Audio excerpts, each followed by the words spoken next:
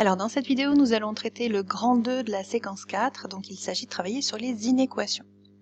Donc ce qu'on appelle une inéquation, c'est une inégalité. Une inégalité, c'est quelque chose dans lequel on va voir apparaître un symbole parmi strictement inférieur, strictement supérieur, inférieur ou égal, ou alors supérieur ou égal.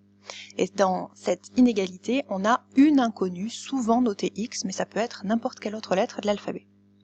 Ce que l'on appelle résoudre une inéquation, c'est trouver toutes les valeurs de x qui vérifient cette inégalité. Il s'agit d'un ensemble de valeurs. On aura rarement des inéquations où une seule valeur réelle sera solution. La plupart du temps, les solutions, on va avoir à les exprimer sous la forme d'intervalles ou de réunions d'intervalles. Voilà pourquoi on a traité cette partie dans le grand 1 de cette séquence.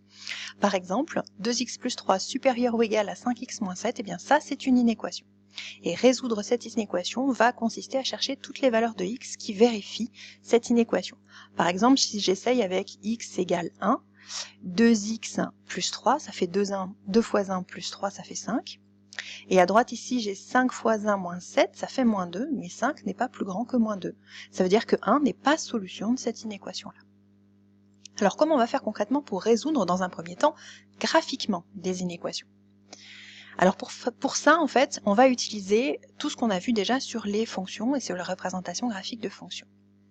Cette propriété nous dit que si on a f une fonction qui est définie sur un ensemble D, son ensemble de définition, de courbes représentatives C, et K est un nombre réel, eh bien les solutions de l'inéquation f de x strictement inférieure à K sont les abscisses des points de la courbe C qui sont en dessous de la droite d'équation y égale K.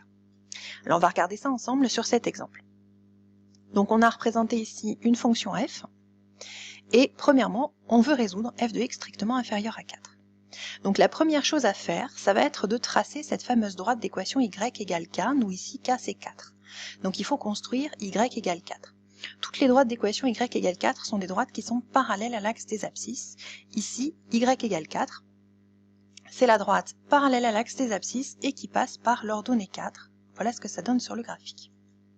Maintenant, je cherche toutes les valeurs x telles que f de x est plus petit que 4. Autrement dit, je cherche tous les abscisses des points de la courbe tels que l'ordonnée est plus petit que 4.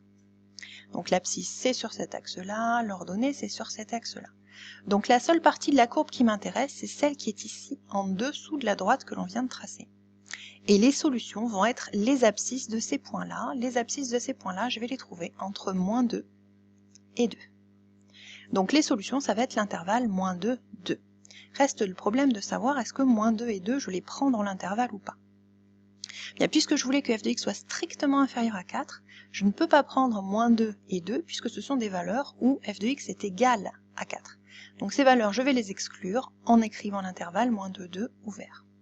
Vous allez mettre la vidéo en pause et vous allez essayer de résoudre seul l'inéquation f de x supérieur ou égal à 2. Ensuite, vous regardez la correction. Alors pour cette inéquation-là, la première chose à faire, c'était de tracer la droite d'équation y égale 2, qui va se situer à peu près ici sur le graphique. Donc on voit qu'avec la courbe de la fonction f, on a deux points d'intersection qui sont là et là, dont il va falloir lire à peu près les abscisses, donc on va dire à peu près moins 1,4 et puis 1,4. Donc nous on veut résoudre f de x supérieur ou égal à 2, les parties de la courbe de la fonction f qui vont nous intéresser sont donc les parties de la courbe qui sont au-dessus de la droite. On a donc une première partie ici et une deuxième partie ici. Les solutions de cette inéquation sont les abscisses de ces points qu'on vient de repérer. Donc pour cette première partie qui est à gauche ici, les abscisses démarrent de moins l'infini et ils vont arriver jusque moins 1,4 ici, abscisse de ce point d'intersection. Pour la deuxième partie, on va démarrer à l'abscisse de ce point d'intersection environ 1,4 jusque plus l'infini. Les solutions, ça va être donc la réunion de ces deux intervalles, de moins l'infini à moins 1,4 et puis de 1,4 à plus l'infini. Pour les valeurs en moins l'infini et plus l'infini, les crochets seront forcément ouverts, ce sont des directions et pas des nombres.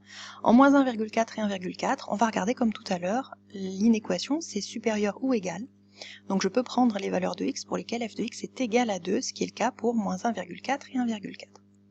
Les solutions de cette inéquation, c'était donc moins l'infini moins 1,4 fermé, union, 1,4 plus l'infini. Attention, dans toute cette partie-là, on a fait de la résolution graphique, donc il ne s'agit que de conjecture, on n'a aucune certitude sur l'exactitude des solutions que l'on a trouvées.